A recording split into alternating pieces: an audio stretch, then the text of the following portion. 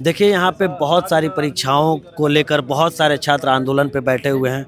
हम एक छात्र बैठे हैं, दिशोम गुरु स्वर्गीय श्री शिबू सोरेन जी का तस्वीर और शहीद बिरसा मुंडा जी का तस्वीर लेकर बैठे हैं अनिश्चितकालीन सत्याग्रह पे। हम आपसे आपका नाम जानना चाहेंगे और आपने कौन सी परीक्षाएं की तैयारी की और कौन सी परीक्षाएं आपने दी? मेरा नाम जीवन कुमार हुआ और मुख्य रूप से मैं शिक्षक भर्ती झारखंड के, चूँकि मैंने बीएड किया है, साथ ही साथ झारखंड की तमाम परीक्षाओं को मैं तैयारी करता हूं और जेपीएससी की परीक्षा, जेएसएससी की परीक्षा, तमाम परीक्षाओं में बैठता हूं। अभी फील्ड वर्कर ये सभी का परीक्षा मैंने दिया है।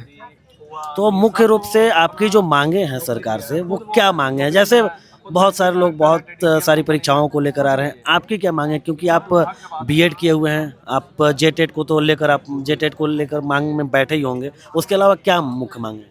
मुख्य मांगों में यही है कि मैं बताना चाहूँगा कि झारखंड बने हुए 26 साल होने को है और इन 26 सालों में चाहे वो कर्मचारी की भर्ती हो, चाहे वो अधिकारी की भर्ती हो, चाहे वो पुलिस की भर्ती हो या दरोगा की भर्ती हो या शिक्षक की भर्ती हो, तमाम भर्तियां कहीं ना कहीं अलग अलग तरीके से विवादों में रही है और उस विवादों के कारण वो नियुक्ति प्रक्रिया सही तरीके से पूरी नहीं हो पाई। तो केवल एक विषय नहीं, और चूंकि आज जब ये जेपीएससी का मामला जब तूल पकड़ा और इसके माध्यम से जिन लोगों की गिरफ्तारी हुई, गिरफ्तारी के बाद इतना बड़ा भंडाफोड़ हुआ जिससे पता चलता है कि कहीं ना कहीं ये पूरा सिंडिकेट है जो कि पूरा जेपीएससी और जेएसएससी के तमाम परीक्षाओं में सेटिंग वेटिंग करता था। वो एमआर सीट का बाहर से इलीगल तरीके से निकाल करके उसको भर करके छात्रों को पैसे लेकर के, पैसा उगाही करके उनको नियुक्ति देता था। मतलब जेपीएससी एक बहाना था, धांधली सारे परीक्षा में हो रही थी। सभी परीक्षाओं में। अच्छा, सरकार से कोई ऐसी बातें हुई अब तक? अभी तक सरकार से कोई वार्ता नहीं हुई है, उनके कोई भी प्रतिनिधि ने हमसे संपर्क करने का प्रयास भी नहीं किया अभी तक, और ये हमारा 9वां दिन है आज। तो जब सरकार से बातें नहीं हुई, 9 दिन आपके हो गए, आपने एक संविधान मार्च भी निकाला था और जब कोई उधर से रिस्पांस नहीं आ रहा, तो आगे आपका क्या रहेगा? क्या ऐसे ही करना है या क्या आप आगे करने वाले हैं? आगे का योजना यही है कि पहले चूंकि हम लोग शांतिपूर्ण तरीके से सरकार से अपनी गुहार लगा रहे हैं कि संवाद करें, छात्रों से समस्याओं को सुने और उस पर विचार करें। अगर सरकार नहीं सुनती है तो आज जो यहाँ पे सैकड़ों छात्र हैं, लगातार हजारों की संख्या में संख्या बढ़ रही है। अगले चरण में हम लोग भूख हड़ताल पे जाने जा रहे हैं और अगर भूख हड़ताल में भी सरकार नहीं समझती है तो हम लोग अपना प्राण त्याग देंगे, क्योंकि इस राज्य में जो सपना लेकर के, परिवार का, समाज का, देश का सपना हमारा लेकर के जो हम लोग चल रहे थे, उस सपना का कहीं ना कहीं वो गला घोटने का काम कर रहे हैं। क्योंकि हम लोग जानते हैं कि छात्र युवा जो है किसी राज्य का, देश का संपत्ति होता है, लेकिन जो जिस तरह से मनमानी बढ़ रही है लगातार सरकारों की, कहीं ना कहीं आज छात्र नौजवान राज्य पे बोझ बन गए। और ये बोझ इसलिए बने हैं क्योंकि कहीं ना कहीं सरकारें लगातार छात्रों के साथ खिलवाड़ कर रही हैं। निश्चित ही मान लीजिए सरकार अगर आपसे आती है बात करने, तो आपकी सरकार से क्या क्या मांगे रहेंगी, क्या क्या उनको ठोस कदम उठाने चाहिए? जी बिल्कुल, सबसे पहले तो हमारी 5 मांगे हैं, जिसमें पहला मांग यही है कि जेपीएससी 14th और जेएसएससी सीजीएल परीक्षा जो हुई है उसको रद्द किया जाए। दूसरा, सीबीआई से उसकी जांच कराई जाए। साथ ही साथ जेपीएससी जेएसएससी को टोटली रिफॉर्म किया जाए। रिफॉर्म यानी टोटल जो कर्मचारी से लेकर अधिकारी जो लंबे समय से वहाँ पे स्थापित हैं उनको पूरी तरह से बदला जाए और साथ ही साथ वहाँ पर जेपीएससी या जेएसएससी से संचालित होने वाली तमाम परीक्षाओं में कोई अगर गड़बड़ी आती है, कोई विवाद आता है, तो उसका तुरंत जांच करने के लिए, उसकी गड़बड़ियों को उजागर करने के लिए एक फास्ट ट्रैक कोर्ट और कमेटी का निर्माण किया जाए, एक जो कि सीमित समय में निर्णय दे।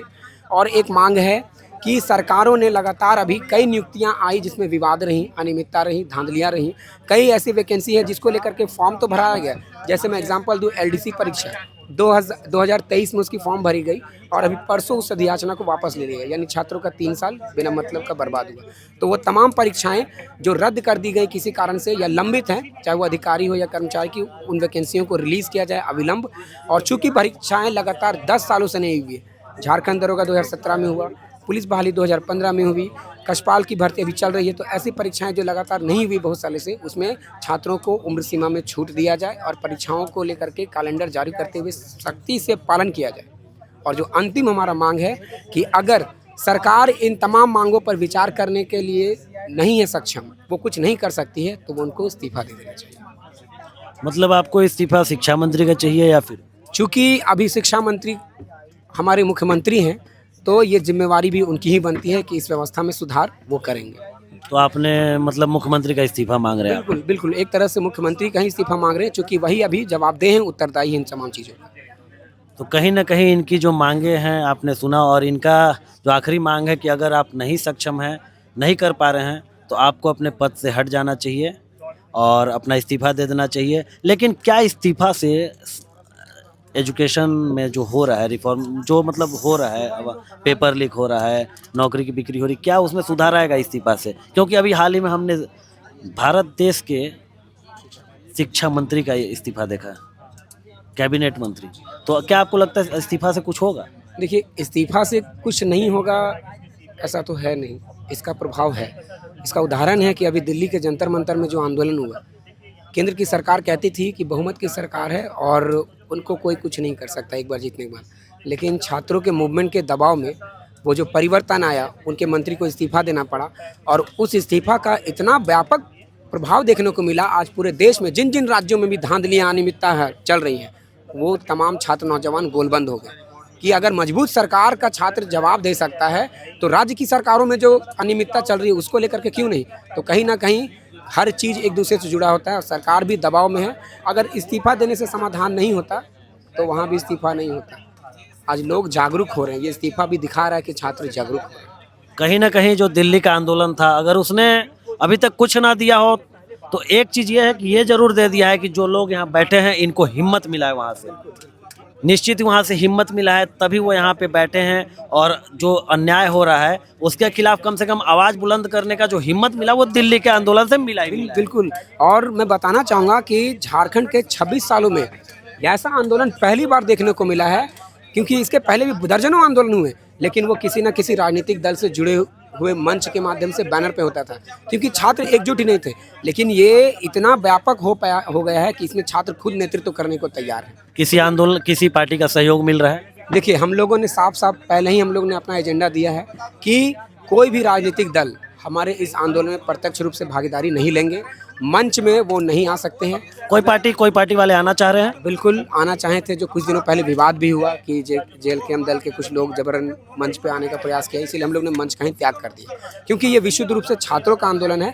छात्र नेता, छात्रों का जो आंदोलन है, छात्रों की समस्या, वही लोग नेतृत्व करें तो बेहतर है, क्योंकि राज्यों में देखा गया है कि राजनीतिक दल से जुड़ने के बाद ये पक्ष और विपक्ष की भेंट चढ़ जाती है। तो आपकी जो ये मांगे हैं, अभी तक कोई ऐसे पदाधिकारियों का गठन हुआ है? अगर सरकार बात करने आती है तो आखिर बात करे तो करे किनसे? सरकार के माध्यम से जो बातें हम लोग को सुनने को आ रही है कि सरकार अभी दबाव में है और आगामी जिस तरह का आंदोलन का जो प्रभाव है, क्योंकि कहीं ना कहीं झारखंड के आज पूरे देश में बदनामी हो रही है, पूरे देश के जो मीडिया है, नेशनल मीडिया, वो यहाँ पर आकर के छात्रों की समस्याओं को कवर कर रहे हैं। तो सरकार भी दबाव में है और हम लोग पूर्ण विश्वास है कि सरकार, झारखंड की सरकार है, वो सुनेगी।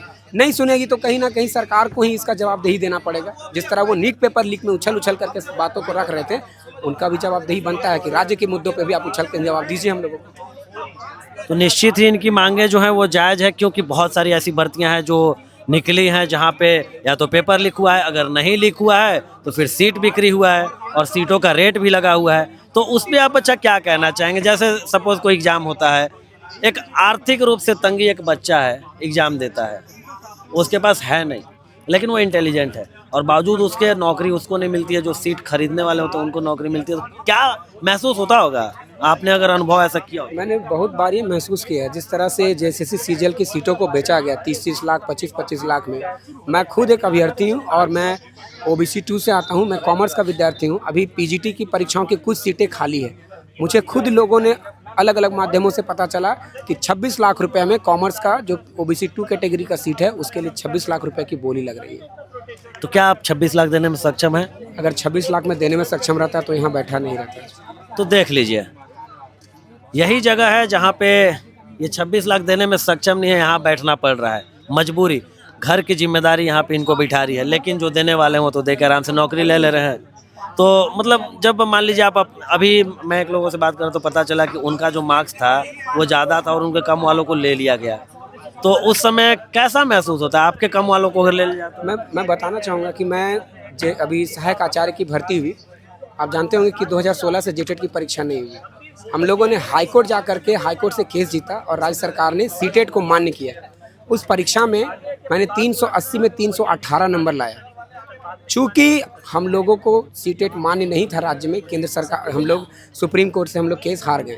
मतलब योग्यता थी मेरी, 380 में 318 नंबर लाया, लेकिन फिर भी आज मैं बेरोजगार हूँ। क्यों?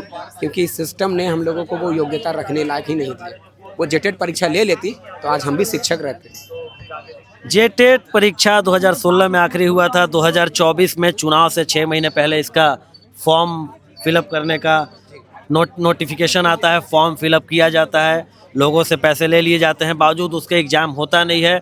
2026 में फिर से एक आंदोलन ने तुल पकड़ा था जेटेट को लेकर, जहाँ पे फिर से फॉर्म फिलअप कराया गया और जिन्होंने पहले फिलअप किया तो उन्होंने अपना अपडेट किया और उसके बाद भी इसका नोटिफिकेशन नहीं आ रहा कि आखिर एग्जामिनेशन होगा तब। क्या महसूस होता है जब 10 साल पहले बीएड कर चुके हैं और 10 साल तक जेटेट का वैकेंसी ही नहीं आता है, मतलब फॉर्म ही नहीं आता है, एप्लीकेशन एग्जाम ही नहीं होता, तो कैसा महसूस होता है? बहुत सारे नौजवान हैं जो जिस उम्र के पड़ाव में हम लोग हैं, हम लोग को ये समझ नहीं आता कि हमारा दुख समझेगा कौन, क्योंकि इस उम्र में माँ बाप ने हम लोग को पढ़ाया लिखाया और एक जिम्मेदारी के तहत कि अगर हमारा बच्चा सफल हो जाता है तो कहीं ना कहीं हमारा फ्यूचर सिक्योर हो जाएगा। ये माँ बाप का सपना है। वो अपने लिए नहीं सोचे, वो सोचे कि हमारा बच्चा पढ़ के कुछ कर लेगा तो चलो उसका आने वाला भविष्य सुधर जाएगा। लेकिन दुख तब होता है कि जब हम लोग योग्य हैं, हमारे पास सब कुछ है, लेकिन फिर भी सरकार और इस सिस्टम के बदहाली के कारण हम लोग इसी तरह से बैठे हुए हैं। कोई खुशी मन से यहाँ बैठा नहीं है, सब अपने कठिनाइयों को लेकर बैठे हैं, अपनी समस्याओं को लेकर बैठे हैं। तो सरकार को निश्चित ही इस पे ध्यान देना चाहिए और सरकार को इनकी बातें सुननी चाहिए, उस पे जो इनकी मांगें हैं वो पूरी करनी चाहिए और इनके जो भी ठोस डिमांड है सरकार को वो पूरा करना चाहिए और जो भी इनके वैकेंसीज़ हैं उनको क्लियर करना चाहिए। जो भी एग्जामिनेशन वो जल्दी से जल्दी कराना चाहिए। जो पेपर लीक और जेएसएससी नौकरी जो बेचने की जो समस्या है उसको ख़त्म करना चाहिए। हम सरकार से यही निवेदन कर सकते हैं कि जो भी चीज़ें हैं वो एक बिल्कुल पारदर्शी तरीके से अब कराई जाए, तो ही जाकर इन लोगों को इंसाफ मिलेगा। बहुत बहुत धन्यवाद।